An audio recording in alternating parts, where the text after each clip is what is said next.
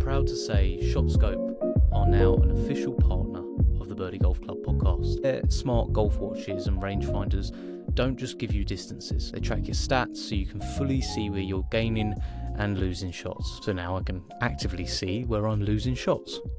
Thanks, ShotScope. And thanks to this partnership, you get 15% off with the code Birdie Golf Club. Smarter golf, better scores. That's ShotScope. Hello everyone, and welcome back to another episode of the Birdie Golf Club podcast. Today's episode is going to be with Paul Mews from Elite Fitness Golf Performance. Some of you may be familiar with Paul and some of the stuff he shows on Instagram about how to tune our bodies ready to play better golf, to hit longer drives, and also to keep the longevity in the sport that we all desire. I think golf is one of those sports that people associate with longevity, but can we take that to a whole new level? And that's what me and Paul talk about. So I hope you enjoy the episode. Paul's a fantastic guest. He joined me even though it wasn't an ideal situation. I think his kids were about to go to bed and he was sort of settling them for the night, but it doesn't affect the episode in any way and just shows what a wonderful guy Paul is and the fact that this is his passion and this is what he wants to spread to as many people as possible. So make sure go and give him a follow after this episode and enjoy the podcast with him. I know I certainly did. Obviously, we are, we've got Team Europe heading to Bethpage right now, playing their practice rounds, getting ready, because in under 2 weeks, the Ryder Cup will be upon us. And I won't make any promises, but I equally will set the idea in motion that there is going to be at least one, maybe two bonus episodes that week ready for the Ryder Cup. I really want to encapsulate what the Ryder Cup is, and I want to bring you guys some interesting interviews from some people in the know. So I'll leave it there, but be prepared next week for some extra. My phone goes off. That's excellent. That's excellent podcasting from me. Anyway, I'll set the wheels in motion for there being some bonus episodes next week of the podcast. So get ready for that. Get ready for the Ryder Cup. What happened this weekend? Obviously, we had Wentworth, and we had Alex Noren winning. Obviously, going to be vice captain at the Ryder Cup. Still showing that he has got all the ability in the world. And I think that was his 12th tour win, which is pretty unbelievable. So congratulations to Alex Noren. Scotty Scheffler was once again the Thanos of the PGA Tour, and he was inevitable, and he ended up wrapping up that win, which gets him in a pretty good way, ready for the Ryder Cup. But it's Scotty Scheffler. We know he's an unbelievable stroke play player. Will that translate to match play? Let's just wait and see. We're all looking forward to it. But look, we're going to talk about that enough next week. There's going to be plenty of Ryder Cup content coming your way. As always, if you are enjoying the podcast, if you are finding some interesting nuggets of information, if you're just enjoying the general tone of the podcast, make sure to share it with your friends. It really is a great way. I always think word of mouth is the best way of anything taking off. And I would really appreciate it if you were able to share. There's a challenge this week. Just share with one mate. Maybe go out on a limb, when there's a little breaking conversation, a little bit of awkward silence, maybe just say, do you want an interesting podcast to listen to? How about Birdie Golf Club podcast? Something like that. You don't have to use my words. It's completely up to you. And as always, please just leave a 5-star review. Leave a 5-star review. Do it. Helps me out. Someone left less than a 5-star review, which is fine. They're entitled to their opinion. Would I have rather they kept it to themselves? Yeah, probably for SEO reasons, but it is what it is. I can't control other people. I can only control the content that gets put out on this podcast. So that's enough rambling from me. As always, thank you very much for listening, and let's get to this week's episode with Paul Mews from Elite Fitness Golf Performance. Paul, thank you so much for joining me. It was pretty last minute. We managed to get this all sorted, which is thanks for having me. No, exactly. No, I came across your page, I think, through a mutual sort of friend of ours, David Corrie, who is obviously taking your fitness and golf performance course right now to unlock some speed in his game. Yeah, it's exciting, man. He's bloody talented, isn't he? He's got a voice on him. Yeah, exactly. And he just, I think he's really good for the golf space as well, because like he said to me, he is not what people would assume is like your average golfer. but he is absolutely obsessed with the game. And obviously a huge part of the game now is unlocking that extra bit of performance to be able to hit the ball further and with that shoot better scores. If you could you just give a brief rundown of people exactly what elite fitness and golf performance is all about? Yeah, lovely. So I'm a golf fit specialist internationally. I've worked with thousands of golfers all over the world. At the moment, I'm working with over 160 golfers right now internationally, which is fantastic. Super grateful. So this came about probably 8 years ago. I started helping golfers in person back in Perth, in Australia. But it was more so that when I got into the whole long drive space, probably about 5 years ago, people asked me like, "Hey, Paul, why are you doing long drive?" Because I came from a pretty decent background of a decent, of a golfer playing off plus threes and plus fours. Got down to a plus handicap from the age of 13. So I've always been a good golfer. And when I got into the golf fit space, it was more so like, how can I master my craft of, gaining club speed and doing the right programming for golfers to excel and, for them to reach their goals. So I gave up golf for 5 years, mate. And it was absolutely crazy how it started. So in the first year, I was like, okay, this is going to be a challenge. I'm only 5'9". How can I gain speed and be a long drive sort of athlete? And yeah, in the first year was really challenging. But as I started following my passion around performance, because I've always been, in the gyms. I was training for my golf probably 20 years ago. As soon as I got into the gym space, I was like, okay, I'll do this for my golf and see what happens. I just winged everything. I didn't know what I was doing at the start. I was just jumping on fit balls and spinning around and doing all that funny stuff you see on social media. And yeah, so I've always trained for the golf, but yeah, I've taken it to the next level up until now. But I did start 8 years ago. So Elite Fitness and Golf Performance started 8 years ago online. And yeah, I just started pushing my passion around performance. But when I got into the whole club sort of long drive scene of gaining distance, I was a lot more recognized. People took me a lot more seriously than what you normally see on social media with, golf fit coach. I think they're great. They're doing a great job. We're in a great space of helping golfers. But I just wanted to master my craft and just essentially take it to the next level. So I started my club head speed at 117, and when I went to the World Long Drive Championships in America last year, I got up to 149.6 miles per hour. So it was pretty cool in terms of speed. So after that, I retired. So after the World Long Drive Champs in America last year, I retired from long drive and got back into competition golf, which is cool. So I play off +2 now. I just hit the ball along a lot further, than what I used to. So now, yeah, I work with all different levels of golfers, mate. So tour professionals, long drive athletes, college players. So I deal with D1 college players in the States, which is really cool. That's awesome. I love that because they're taking it so seriously because they want to be, getting it on tour next year. So that's their goal. So just all different walks of life in terms of like where the golfing space is and, where that is. Yeah, I just, train your general golfers, which is cool. Golfers that just want to get fit and have a longevity around the golf, mate. So I essentially build customized programs for golfers just around their goals and around their pain points. So, whether if they've got a sore lower back and they can't maintain 18 full holes, they get a bit niggly. Obviously, I'll build programs around more longevity and better endurance. But then probably 90% of golfers say, "Hey, Paul, I want to hit it far. What do I do?"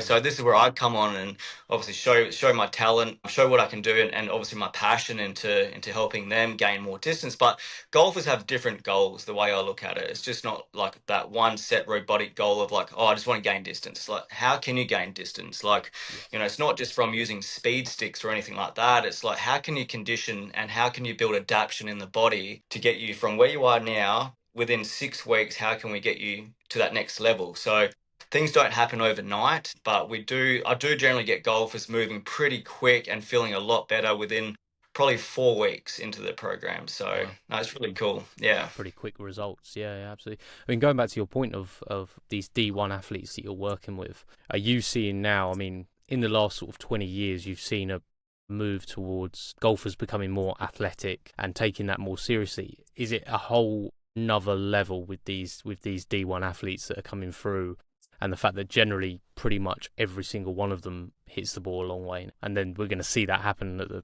tour levels as well. So Oh, mate, dramatically, they're hyper focused in what they're doing. These guys are swinging the club in the mid 120s up. It's not like where we used to be, 5, 6, 10 years ago. It's like, yeah, 112, 115. These kids are coming off the block of just like big athletic looking kids that are like 16, 17, getting the ball speeds up to 190s. That's where it's at. And it's not going to change. And it's only going to get better and faster. And these kids are going to dominate golf courses. But hopefully they don't roll the ball back. I really don't, because, golfers who have put so much hard work into their performance, they're going to pull that ball back. But it won't make a huge dramatic change for long hitters. It's more so like the mid to short hitters. They got to play catch up, so they got to start getting the club head speed up. But hopefully they make golf courses more challenging at that 300-yard mark and put more pot bunkers or thicker rough within like 300 to 350 yards, and that's it. Yeah, the way these young kids that these young kids that are coming through into this space now, it's fantastic. It's awesome. I love it. Yeah, it's really good. They're definitely not backing down. yeah. Like you were saying just then. I don't understand the obsession with rolling the ball back, because some of the best holes in golf and the most challenging holes are 120 yards long. So, Yeah. What should that teach? That should teach them that strategic bunker placement, undulating fairways, slope, all these things, tight little greens, is actually what you need to do. Because a guy can drive the ball, 360 yards up there. But if he's sitting in a bunker with 60 yards left to go, then that's not going to be easy. So yeah, I don't know exactly what they're thinking when it comes to that. Yeah, Seems like it's guys who don't hit the ball a long way getting a little bit jealous. It happens like on my social media, because I swing it relatively quick. They're like, "Oh, how's your short game?" I'm like, "It's actually pretty good." Like guys who can't back it up with their own potential. They just gotta find a different way, I guess. But yeah, good luck to them. Yeah, exactly. Yeah, and with the longevity thing as well, because golf's always been this game of longevity, right? And you see guys out there in their 90s playing still. Gary Player being probably one of the best examples of somebody that's kept themselves fit to do it. But do you think, with this shift that's happening when it comes to performance and focusing a little bit more on your body and trying to recover, that you're going to see like an even better level of people playing in their 70s and 80s in 10, 15, 20 years time? Do you think that will be a correlation that happens, or do you think it's not grabbed hold enough of the golf community yet? No, it's definitely going to happen. I know for a fact when I get there, I'll be still bombing it. I think like the way we are now, it's like obviously when you hit your 50s, I'm 39, but I'm feeling it. But it's like, how can you manage and how can you balance the body out to play longevity golf, right? And it's not just all about lifting weights. It's all about, obviously, strength is king. Without strength, you don't really have much. But it's all about strength and functionality. It's about movement too. Like, you can't just be jacked and go on the golf course and expect something, right? Yeah. So I think where golf is coming, I think, moving forward, guys in the 60s and 70s are going to be still bombing at 300 plus. That's the way I see it. There's one long drive guy. I don't know if Scotty mentioned it too, the long drive athlete. There's one guy, Eddie Fernandez, Fast Eddie, they call him. All right, if anyone's listening, look up Fast Eddie. He is 53 or 54, maybe 55 years old. He's swinging at mid 150s. He's a freak. He is an absolute freak, mate, and he looks fantastic. But he's just looked after himself, and I think you need to look after yourself if you want to play longevity golf. You can't just be sinking beers on the golf course and expecting something. Obviously alcohol is going to cause inflammation too. Is going to reduce muscle mass as well. So I think where we are now, just in general period, we've got more, I think people are more consciously aware of their health and fitness now to what we used to be like. But now, I think moving forward, answer to that question, yes. I think guys in the 50s, 60s and 70s or even 80s will still be peaking at a decent level with their golf, for sure. Awesome. That's great to hear. But it's going to take work. It's so exciting. It's really exciting. Yeah. Can you imagine like a guy in his like mid 80s bombing at 280 yards off the tee and just shooting under? I think that's like seeing the guys on the seniors tour, the OGs. They're looking so fit. If you look at Phil Mickelson, for example, look at him. Yeah. He's looked after his body. Yeah. No, and he's hitting it further as he gets older. Podrick Harrington still Yeah, probably hitting the ball further now, cracking it. smashing it. Yeah, 100%, mate. And that's just, if you look after your body, like Justin Rose, Mm, he's performing at a really high level in majors and he's winning. yeah, And yeah. he's like, what, 44, 45? He's still young. I don't know why the golfing world think he's old. He's not old. He's I still a know. spring chicken. Yeah, it's sort of No, like sorry. you look at him like with like because they keep when Rory was obviously leading the Masters, and then they were just like talking about Justin Rose like he was this old god. There's not actually that much difference in age. No, he's still pretty young, mate, He's Yeah. still, but he looks after himself so well. Have you seen the inside of his tour bus? What he's got No. in his tour bus? Crazy. He's got an ice bath, infrared sauna. He's got like a little mini gym. He's got it all, Yeah, yeah. and he's highly disciplined, as you can see. And yeah, when I saw that, I'm like, man, that's life goals right there. I would love to just to cruise around on tour with your family in a massive bus, having all this like recovery, technology, and you're Yeah. still playing at the best golf ever. Yeah, I think the Ryder Cup's gonna be interesting too. Obviously, I think Europe's got a strong team.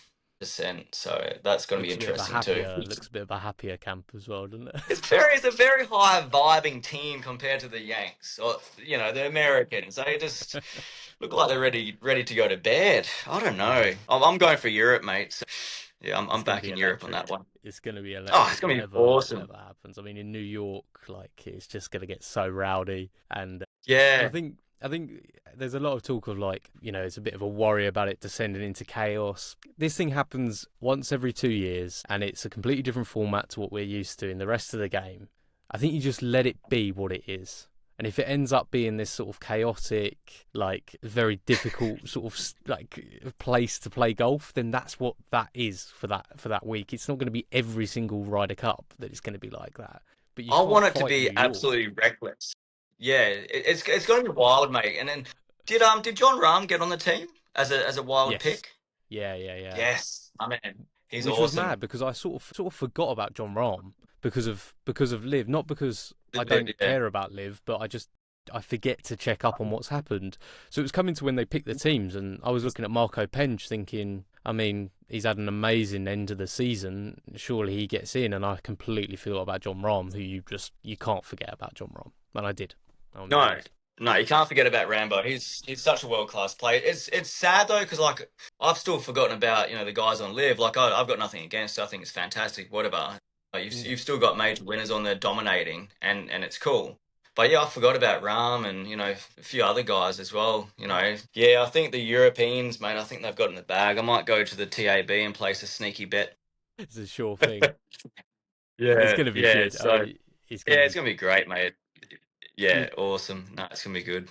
you were talking before, Paul, about some of the people you work with. Is there any sort of like players that you can mention that you work with that have taken up the program and are finding some brilliant results in it? Yeah, so the newest golfer that I've got going on right now is Gareth. He's a D1 college player. So Gareth reached out to me 6 weeks ago, right? And he's like, "Hey, Paul, like I'm swinging the club at 112 at the moment. Obviously, I've been following you for a long time. I need to gain some speed." Then he showed me the current program he was on with the college team. And I just went through it. I'm like, "Okay, well, I think I can get you there pretty quick. One, you're doing the work, so regardless, you're conditioned. It's Mm. just maybe you're not following something that's going to be as in depth as what it should be.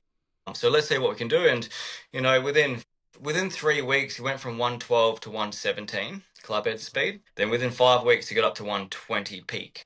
So he's gained 4 miles an hour on course, which is fantastic, and Yeah. he's flying it an extra 18 to 20 meters off the tee. So for him, he plays off a +6 handicap, D1 player. So his main goal is to be on tour, and Mm. working with athletes like that, it just brings up so much fire in my body. I'm like, man, let's go. But then like there are some tour players in Australia that I've worked with as well. They're in the same boat. For me, it's like there's a big difference of like the guys who I work with and how I essentially like program for them, because guys on tour, it's not just a hobby, it's their life, it's their job. They're not here to muck around with me. They're not here like, hey mate, just put in 2 workouts per week and I might do some mobility stuff. It's like, okay, well, you've got tournaments on this week, this month, and so forth. Like, how can we map this in so by the time you get to the tournament, you're pretty much peaked, ready to go? Mm. So the guys, who are on tour and the D1 players as well, for me, it's we're getting to work and we're going hard as well, but we're doing it in a sense of like we're not going too hard to the point where I'm breaking these golfers because I've done so much work around my own golf performance. Like I know exactly how to create programs where, the Monday's workouts is essentially going to feel, or essentially you're going to show up on how you feel on Tuesday to Wednesday to Thursday to Friday to Sunday, so forth. I don't believe in like going into programs to batter your body or to wake up sore or anything No. like that. I feel that if you can keep it flowing, and especially for golfers at a high level, you should be able to train 3 or 4 times per week, including speed training and showing up to a golf tournament and feeling great. Hmm. Right. So, but then you got the other side of things where you got your everyday worker coming into the program. Hey, I just want to lose some body fat. I'm a little bit chunky. I just want some balance. I want some consistency. I want some structure within my week to week. So that's where I'll build a plan for your everyday golfer who plays off a 15 or 20, and the goals around that is like, oh, cool. Let's get you from 20 down to 14. Let's get you out driving your mates. Let's get you feeling really good on the golf course. So there are different elements that are put into these programs with the essentially different levels of players as well. And not every golfer can go in all out and start going nuts and start speed training. So essentially with my programs, we don't start speed training until phase 2, cycle 2. So Interesting. after 4 weeks, then we go, okay, let's sit down, let's map out what we can do now and start implementing speed training. Because if your body's not conditioned, or if there's no adaptation within your training, it's so hard to manage speed training. Hmm. It's almost impossible because as soon as you got like structural imbalances going on, if your right side's stronger than your left, or vice versa, or anything like that, where the body's got power leakages and you can't perform, that's why you're stuck and that's why you're there. Because obviously, because you got imbalances. Excuse me, You're okay. wrong time to do it. So yeah, so generally my programs, the speed training doesn't start until week 4, but my D1 college player, Gareth, he's already been doing a lot of work. So we got him into it straight away, but it was just one Yes. speed training per week. But for your everyday golfer or person, it's week 4, we go into speed training. It's only once a week, but it's not just using speed sticks and it's not just belting balls after balls. Because if you start doing that, you'll get tired, fatigued, then you'll start to go downhill pretty quick. Because when it comes down to speed training, mate, you've only got a certain window of maybe 10 to 15 balls where you'll be peaking. And that's going to come down to your endurance as well. So if Mm. you've got no endurance or conditioning around speed training, those reps will go down within like 10 to 15 balls and you're knackered. Because it's like a 1 rep max. It's like going to the gym and doing a 1 rep max on a squat. Yeah. And you're going all out. So the way I sort of map these programs is definitely, yeah, adaptation and conditioning first, and we start to obviously implement speed training. But the majority of guys who come onto my programs are seeking for speed because speed and distance is king these days. And obviously all the work that I've done over the 20 years and obviously long drive as well. So I won 2 Australian titles with that, which was pretty cool. So Yeah. the Really. recent one I won was at Royal Queensland. So the host of the Australian PGA. Hmm. So we had the Aussie long drive champs there, and it was quite funny actually. I only qualified by 2 meters, so we had a top 8, so it was about 20, maybe 30 competitors. It was me, it was out of me and this guy for the 8th spot. So for the last spot, I'm like, oh man, like I've travelled all this way. Same with him too, and we're battling it out for the last spot. And I got in by like meters. I'm like, okay, cool. I feel good though. I was Yeah. like, I feel It's a win. good, like whatever.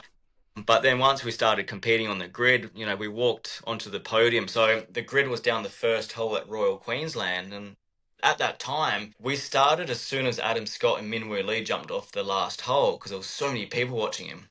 And I'll never forget it that they had flamethrowers on each side of the grid. And it was like maybe 20 meters down from where the podium is. And as soon as Minwoo and Scotty jumped off the green, they let him off. And you saw a few people like jumping back. I swear some people would have got frizzled. But that showed, there was so much attention gone from the 18th green straight onto the first tee. And we had thousands of people watching at one point, which was cool. So, Yeah. Yeah. yeah, so the whole long drive sort of scene was fantastic. And that was my last event in Australia, which I won. That got me a ticket to Worlds. Then I got to meet a lot of I saw Scotty Pearman, or what, Pearsman, what's his last name? Pearman. Yeah. Pearman. Pearman. He's an entertainer, man. He is so cool to watch. He's got Yeah. some fire, man, and he hits it fast. So I saw a few of his drives hit like 215, 220 ball speed. I was like, Wow. yeah, he's got some gas. So, yeah, I think the whole long drive scene, it's a shame because it should be bigger than what it is. Because, like I Absolutely. said, distance is king on tour. Why wouldn't they have like long drive events on the tour? Yeah. After the I don't get fourth why they day. don't ask them to get involved with TGL because Yeah, how or fun would it live as well. be?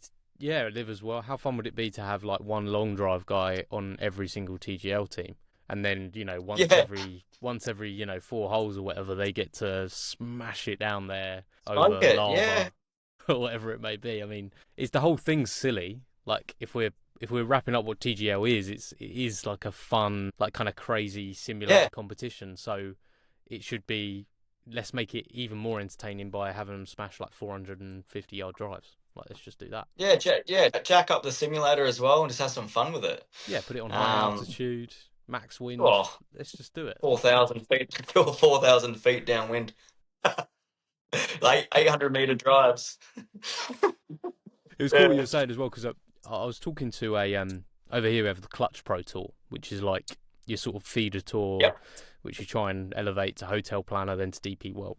And I was talking to Giles Evans, who was a pro on that tour, and he was sort of explaining, the difficulties that come along with playing like lower level golf and the money that's involved. But he was also saying people sort of say to me, well, why don't you just get like a part-time job as well? And he was trying to, explain on there that it's a full-time professional golf is full-time job, because yes, his tournaments are Wednesday to Friday, but once he gets back, he has half a day off and he's training again, ready for the thing.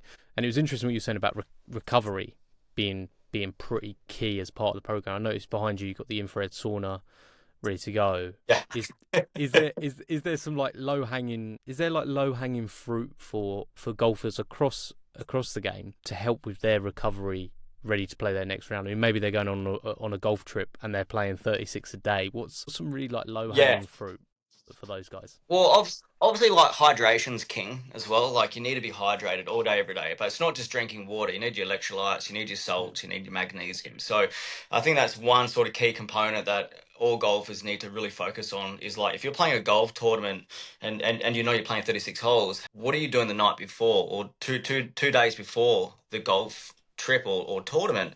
And that's how recovery starts to like really go to that next level of performance and you can feel that too. So I would say like in my programs I've got recovery. So I've got templates around infrared saunas, ice baths, breath work, meditation because you need to regulate your body as much as you can. It's not just a sauna or an ice bath. I think if you can regulate yourself internally by breathing, meditating, visualization, I think that's amazing. I think that's what we need. But in terms of like how to recover, I think definitely saunas and ice baths have been Mm. my top priority. I've got an ice bath here at home with a pool, which is a magnesium pool, because I'm 39, man, and I'm still trying to perform at a higher level with my swing. So I'm swinging at 130 on the golf course, Cool. from the very first hole to the 18th. Yeah. Most guys my age, they start, I see them, they start to hobble a bit, but Yeah. Yeah. I'm beaming, but because I'm highly conditioned. But I really focus on a lot of like meditation, breath work, infrared saunas, ice baths, massages. If you do need to see like a chiropractor, definitely go for it. But Mm. I think you can sort of get a better recovery around doing actual work where it's going to properly recover your body. So yeah, definitely, I think infrared saunas are probably king for me. I think Yeah. if I had a choice, anything with warmth, I think that's definitely better for golfers too.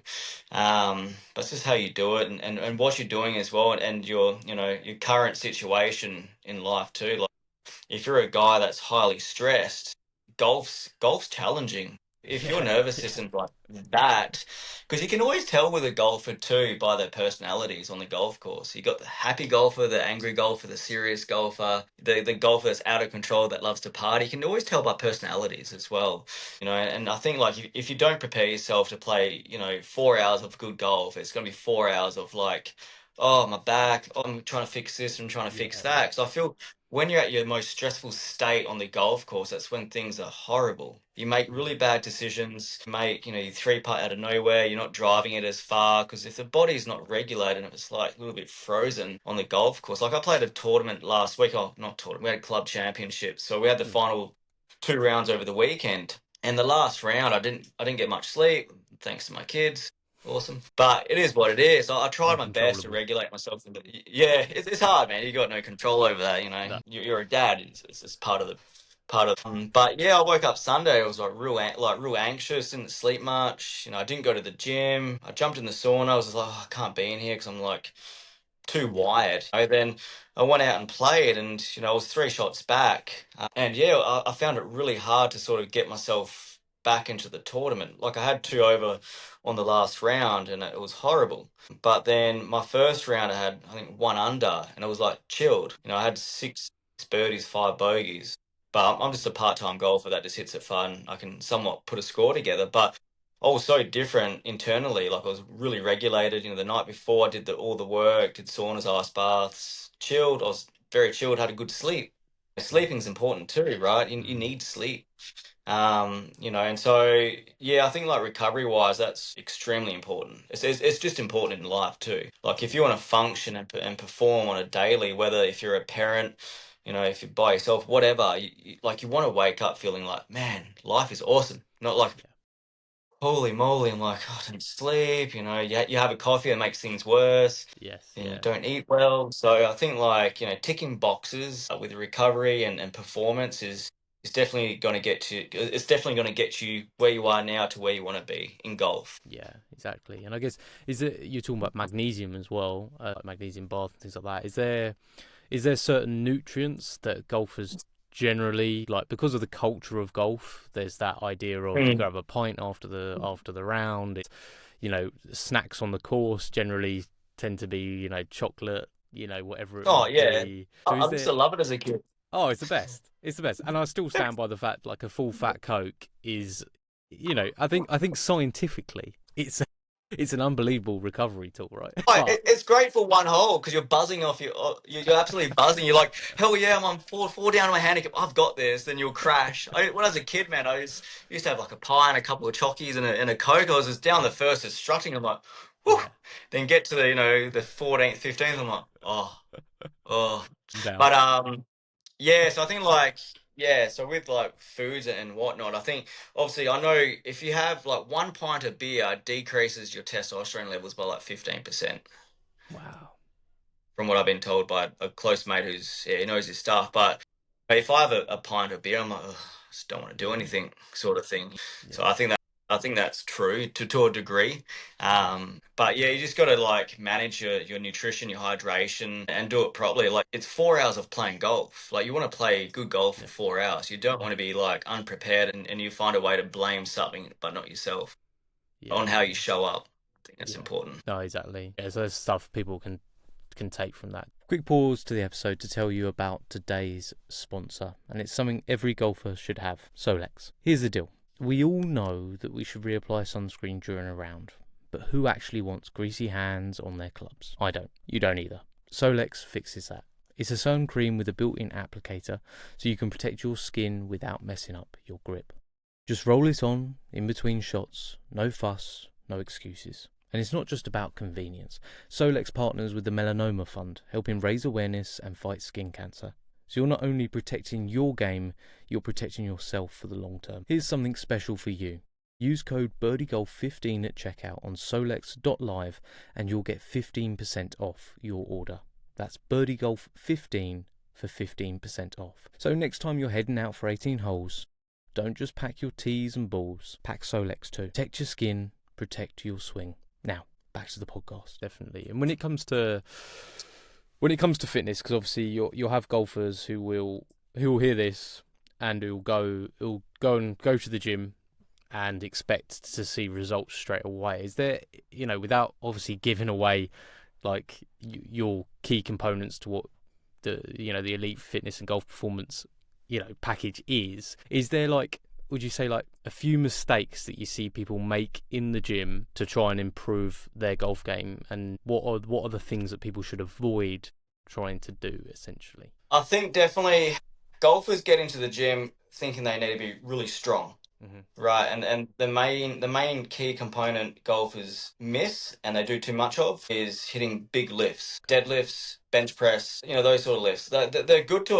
a degree. Don't get me wrong. Like I've got them in my programs. I don't do a lot of barbell work, but they go straight into strength training. It's like, Well, the golf swing in itself is a very functional movement. Mm. So why not be functional in your programs Yeah. and how you train?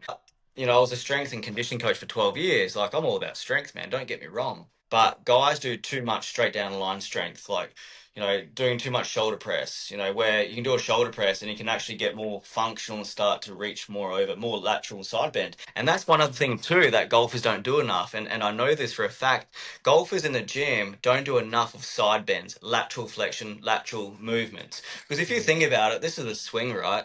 Backswing, follow through.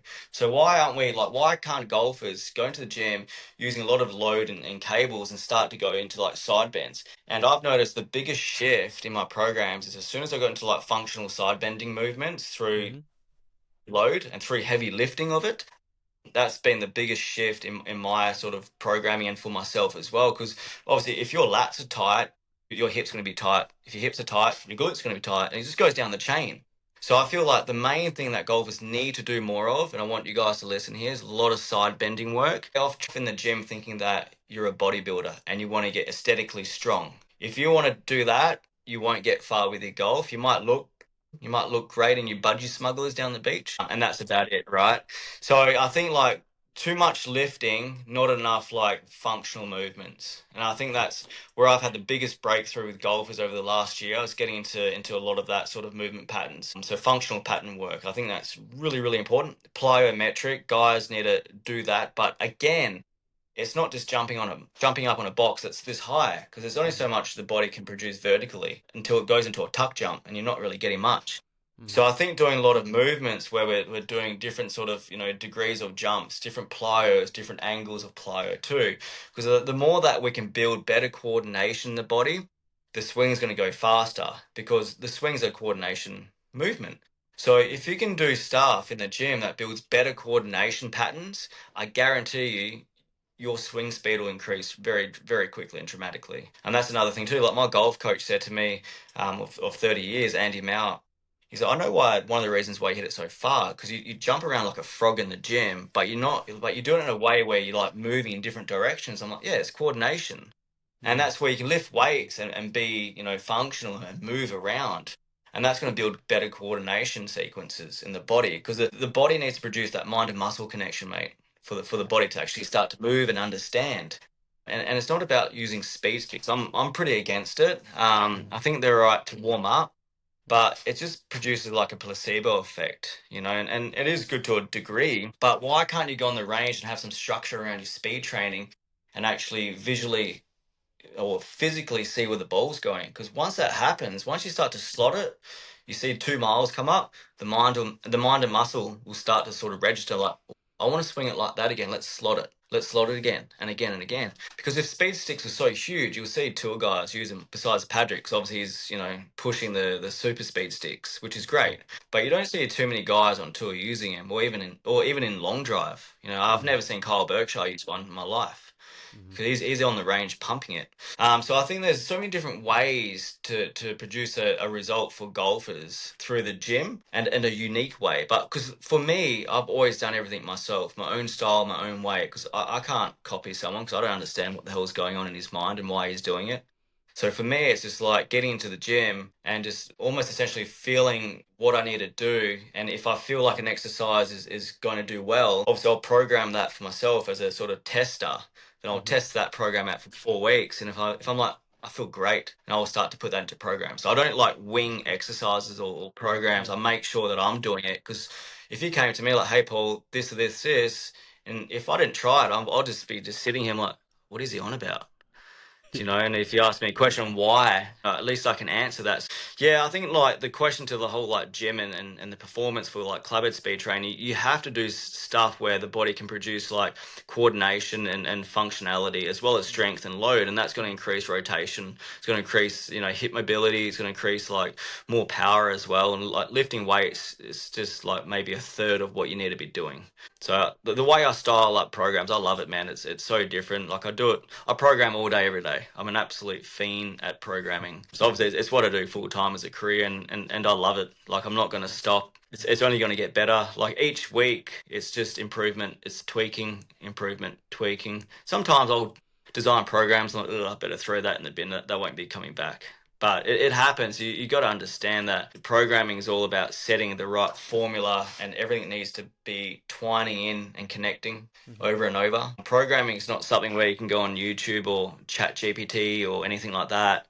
It's like if you want something ultra generic that's going to give you something like very little, yeah, go on YouTube or Chat GPT or something. But if you want something that's going to stand out and you can see that, yeah, definitely follow a program that's customized. And the whole screening side too, that's another thing that to a degree, because I think that the human body needs pillars, like I said before, mate, like strength, functionality, mobility, rotation, power.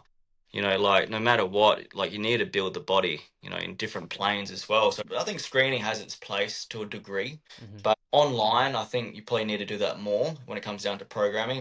If you're like, meeting up with someone in person, I can see that on someone's body just like them. Like there's your structural imbalances. But with my in person, because I've got a full swing simulator, we do all our baselines and stuff around club head speed and seeing how that's going to improve, obviously through the program. But with my golfers online, they have to go on a TrackMan or some sort of launch monitor to get their baseline numbers. Because without a baseline number, it's like, what are you doing?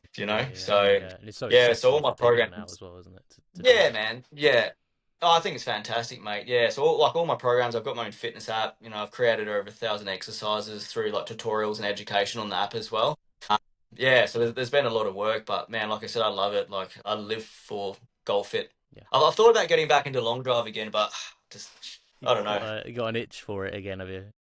I've got an itch. I sold all of my equipment. Hey, I got 1% battery. Can you just hold for 2 secs? Yeah, of I'm course, mate. sorry. Yeah. Sorry, guys. No, no, One no. second. I did that the other day, so don't worry about it. About that. I've got another You're room. all good, mate. I was literally halfway through the interview with David, and I realised I hadn't put the laptop on charge, and I had to run out and quickly do it. Yeah, it's not fun. I do it when I'm on call sometimes. I'm like, oh my God, what's happened? It's cut out. I don't want this to cut out. So it's all good. Yeah, we're just Don't we're just worry. moving house at the moment. So yeah, Oh, there's a lot really? of stuff everywhere. No. Yeah, Yeah. yeah. But yeah, Stressful like time. I said, like yeah, at the very start of this interview or podcast, where golf is at now, mate. I think it's in such a fantastic groove. I don't think it's ever going to stop. I reckon that like once these young kids come through, like jumping out of college, that's the new breed, right? I think obviously Tiger set something around that to start. Then obviously, went from that to Bryson. I think Bryson shifted the new era of golf. Don't you reckon? 100. Yeah, I think in multiple different ways. I think one, he became the sort of almost the freak athlete of the golfing world when he decided to bulk up and do all this training, go into long drive and everything like that. And then I think the refining that he done of that and the clear evidence. I mean, the guy qualified for the Ryder Cup within 8 tournaments in 2 years, which is unbelievable. Like comfortably qualified as well. And then Crazy.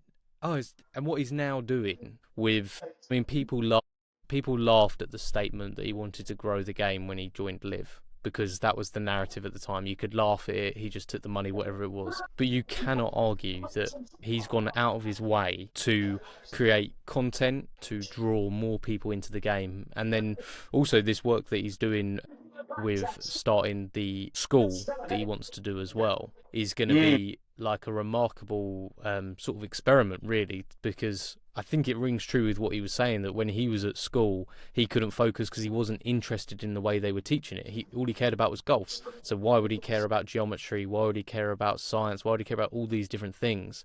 But then if you can relate it to someone's passion and interest, then he cares about maths, he cares about science, cares about all these things because it's relatable to golf. He can put it into that. So yeah, I think Bryson, sort of surprisingly, has actually become like you were saying, that new era of golf, kind of the spearhead of it.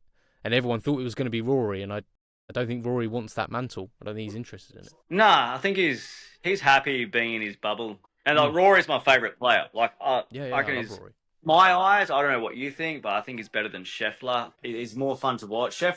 He's fantastic, man. I don't know how he does what he does. Robot. And I'm surprised he hasn't torn any ligaments in that ankle yet. I was going to say, if you were looking at my body Bryson's... as to what the weakest part is, you'd be like, your ankles are done. I'm like, yeah, I know. So I'm not doing the Scotty stuff. Yeah.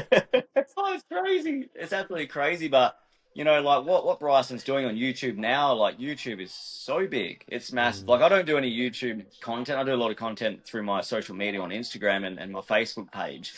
But the guys who are doing it full time, I train a brother and sister in Brisbane, in Australia, and they do it full time and they make it a very good income. And I was just so intrigued when they jumped on the program, like, what do you guys do anyway? Like, they got 60, maybe 70,000 followers and they're just on the golf course full time. Yeah. And they're doing really well. And it's quite funny though that the brother plays off like maybe a +4 or a +5 and the sister's just getting into golf. So it's pulling in all different sides of like beginners, females, and you got this OG dude. He looks like a gangster, he looks like Tiger Woods in a way. So big guy, he's massive, and he swings it well, and he hits it far, and he got the sister. I'm like, that's a good little duo of like the energy of like covering everything. Yeah, and like just going into that sort of aspect too, like.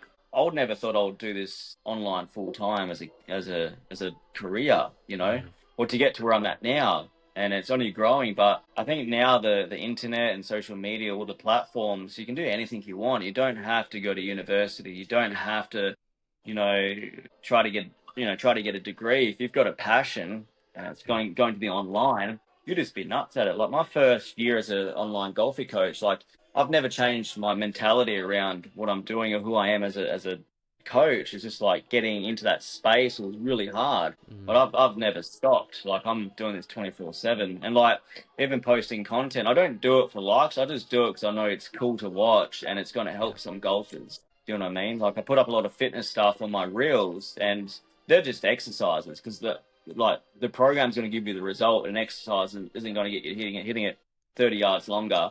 So, but I've had a lot of guys, reach out to me like, hey, Paul, like I've lost all this weight since like I've been following some of your workouts and stuff, blah, blah, blah. And I'm like, man, this is good. I think like anyone can see what you're doing, whether if they're 70 or 50 or even younger. If any golfers are under 17 and they want a program, I always have to say, mate, your parents need to chat to me first, sort of thing. You just don't know, like young kids on social media, they're trying to ban YouTube for kids here in Australia. Right, okay. That's under 16.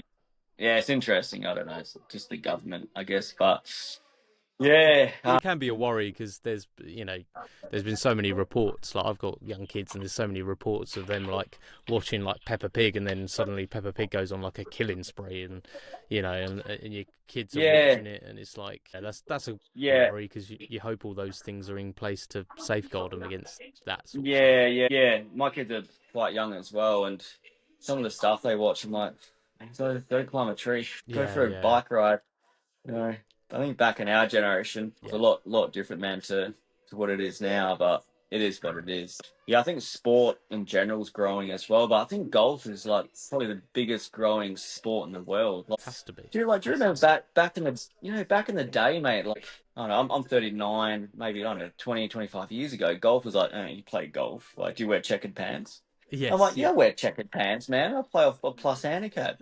Yeah. But nowadays, like people taking the, dates out to the golf course and the golf range, and it's totally different. I mean, I recently went back to the course where I sort of like grew up playing the game, and the busiest part of that golf course isn't the 18-hole part or anything like that. It's because they've got all sort of like TrackMan bays, and you've got kids playing Angry Birds, like on the simulator, through golf balls. And I mean, that range was bog standard. Like the mats were terrible when I was growing up. Like the whole thing was just very, very basic. And now it's this totally different thing, and you literally had people of all ages there playing the game. And you contribute, COVID, I think COVID gets attributed probably a little bit too much for the growth in the game, because I think it was big at the time. But what do you see when other things come back normally? You normally see like people drop whatever they were doing because they can go back to doing what they were doing before. I think things like Full Swing on Netflix, where suddenly golf had this different appeal, and then also your Brysons that have sort of like just taken the mantle of the game and just spread it, your Good Goods, all these YouTube channels where suddenly golf's kind of a cool thing to do. And then equally people like yourself that have implemented like fitness, which is such a huge thing in 2025 now compared to what it was in 2005. Massive, man. You know, Huge. It's so big. ice I remember baths, like when I was ice baths training. have become so popular. You know, Yeah, who'd have seen like, hey that? guys, jumping in a 0 degree ice bath. It's gonna be great for you. I hate jumping in it. I stare at it most mornings. I'm like, Yeah, oh man, I went really? And I through have an to get out amazing my period where I shovel was because doing it's it. frozen. Honestly, I need to get back into it because I went through this period of doing ice baths every single day, and I started in the winter over in here in the UK, so I didn't even need to like regulate the temperature of the water. It would come out in the morning and it was freezing, and I loved it because. And I tried. People would like my wife would look at me out the window sometimes. She'd be like, "What are you doing? Like, are you insane? It's already freezing." Yeah, same. And I tried to explain to her. I was like, "It's the hardest thing that I'm gonna do today, and then once I do it, everything else is easier." I don't know if Yeah, that's something I you think for share as me, well. because I live in the tropics here in Australia, so Yeah, I live cool. in the Yeah, most tropical part of Australia, mate. So it's like hot and humid all day, and I love jumping in the ice bath. I'm like, oh, this is so nice. But somewhere like where you live, I don't know, man, it'll be pretty tough. I stayed in a little too long one time. My timer didn't go on my phone, and I was trying to just focus on my breathing, and I ended up being in it for like 9.5, 10 minutes or something like that, and it was. Yeah, And yeah. I struggled to heat up after that. If I'm honest, I was in a bit of trouble. Well, I went through this crazy phase because I thought I tore a ligament in my thumb from long drive, but it was more like inflammation. So I had like scans and stuff from like the specialists, and they're like, we can't do anything about your thumb. I couldn't even hold on to like. That's another Really? actually. Another thing too. Coconut water is really good for you There you on go. the golf course. Yeah, sorry. I couldn't even hold on to like anything. I couldn't even hold on to a golf ball with my left thumb. And it was really bad to the point I'm like, I might have to see a surgeon. I don't know what's going on. I sort of blamed it to long drive of just swinging it recklessly and coming over like that much over my shoulder sort of thing. And he's like, we've seen the scans. There's nothing going wrong here. You just got to do what you got to do. I'm like, all right, well, I'm going to go all out just with my personality. I'm like, yeah, I'm going to go nuts here. And having ice baths like every day, saunas, had CBD oil, taking like supplementation, and that helped. But I was getting into these ice baths, mate, where I was staying there for 20 minutes. I'm not getting out until like I have to get out. I got really used to it, but my mind got so calm, very calm, and that helped. And I think I've overdid it. My wife reckons I overdid it, but Yeah. Yeah, my wife was worried about like hypothermia and stuff. I was like, I'll be fine. I'll stop yeah, I shaking think I got soon. at one point. Yeah, I started shaking, but yeah, with the whole like recovery, like myself and my wife, we used to facilitate meditation and breath work as well. So I've always been in that, but I think like now, like golfers, they're getting into it a lot more than what they used to. Like, guys in my program, I'm always saying this is optional for you. Like I've got meditation and breath work for you, and like some of the guys, like I don't do that. I'm like, just try it once before you go to bed, and I'll message you tomorrow. Oh, that was really good. I might do it again. Before you know it, mate, it's a routine, and things are getting quite nice. Yeah, yeah. I think Feelings of feeling better. we all spend so much time like on our phones. Let's face it, a lot of modern day sort of work is done, through devices, like as much as we don't want to admit it, and it's hard to switch off from those. I think it's almost going back to like we said before, like being a kid, where I try and explain to my kids, we had the ability to be bored. I was like, there would be some days where I had nothing to do, and I had to just either make up something or find something to do, or just be bored. Like that was an option. Yeah. So, and you know what, mate? Like sitting with yourself and being bored is not a bad thing. yeah. I tell my kids that I'm like, be bored. Like, who cares? But yeah, I think nowadays, like, I work from my phone and computer 24/7. Yeah. And sometimes it's pretty full on. I check on how long I've been on the phone for. It's like 10 to 12 hours a day. But I'm on calls, business meetings and stuff. So it's fun. But in this like generation now, it's just screens and electric scooters. Like, go ride a bike with some pegs on it. Go to the BMX track, man. But get your heart rate up. Yeah. It's crazy. But I think like at the same time, we've got more accessibility to do things that are going to be better for you in terms of like self-development as well, especially for men. I think with what's going around now with like men's mental health, I think it's getting somewhere now to, back in our generation or our parents' generation, it's like men don't cry. That's the saying. Like, what are you crying for, you girl? I'm like, okay, well, I better not cry then, so I better not share. So that's another big thing that's coming out now, which is great. Men, reaching out to men's groups or like doing some form of self-development through like emotions. And that's cool. Like I did a lot of that for about 4, maybe 5 years after having kids. Well, not me, but my partner. But it was still hard being a dad and like, whoa, like this is crazy, man. It's a lot that Yeah. happens suddenly. Suddenly before you know it, Yeah, someone's yeah. handing you, because you don't go through when we had both of ours, you don't go through all the build up to it. So suddenly, and obviously my wife done all the work. Like I can't attribute any claims to much work that I done. But it's still like you have all of a sudden this moment where you have this huge responsibility, and as much as you can try and if it's your first, imagine it or try and get ready for it, that moment of someone handing you and saying like, here you go, Dad. It's like, I've never been called that before. Yeah. Well, yeah, it's crazy, and all of a sudden you've got this responsibility for a human, and like, doesn't matter how much baggage you have, you get to relive that to a degree. You know what I mean? Like, if you weren't brought up with your parents playing with you, you get to relive that. You're like, hell yeah. Like when I catch, if I'm playing catch with my boy, I'm like, yeah, this is great, and I just see a reflection of myself, and even my daughter, she's 9. But I think like you sort of get to replay essentially like what you didn't have as a kid.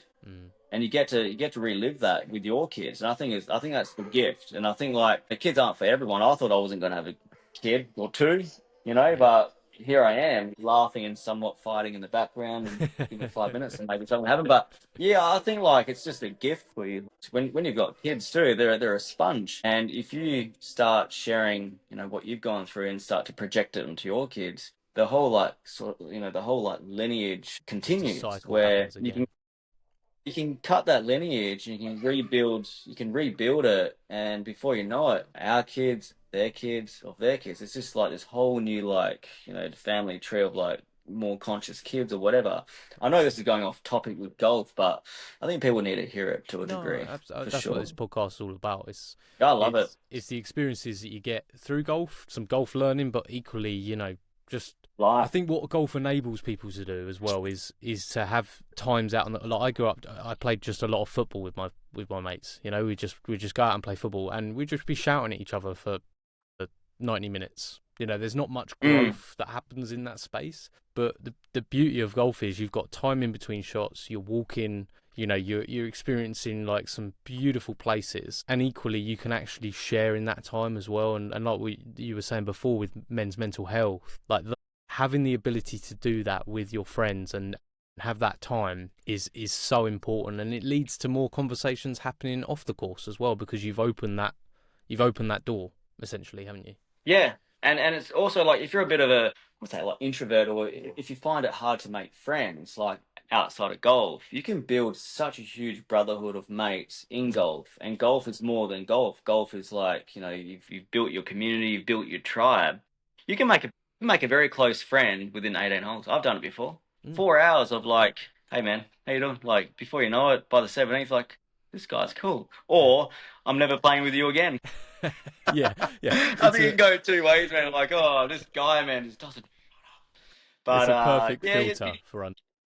Yeah. You just build a relationship with other dudes. I'm currently building like a community of men, of male golfers. It's called Bro Golf, and so I'm sort of like trying to build this tribe here where I live, because where I live, like drinking's huge because it's tropics.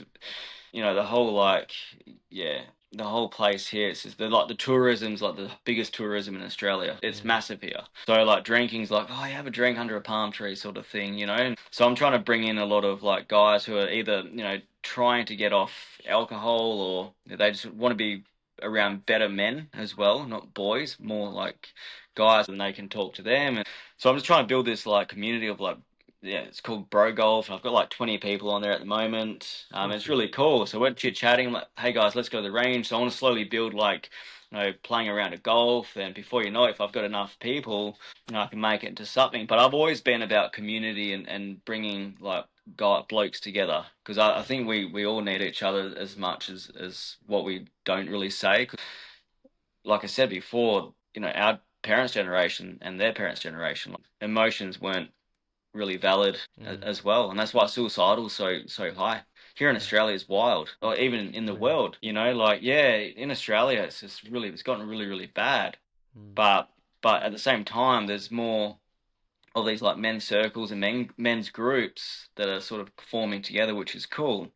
But I think like the world we're living in, it's good now because, like I said, we've got more accessibility to like reach out to certain platforms and stuff, and yeah, it's pretty cool. But yeah, like with golf, you can make best mates at golf. It's funny, like I see so many guys. They're such an introverted person, but they feel loved at golf.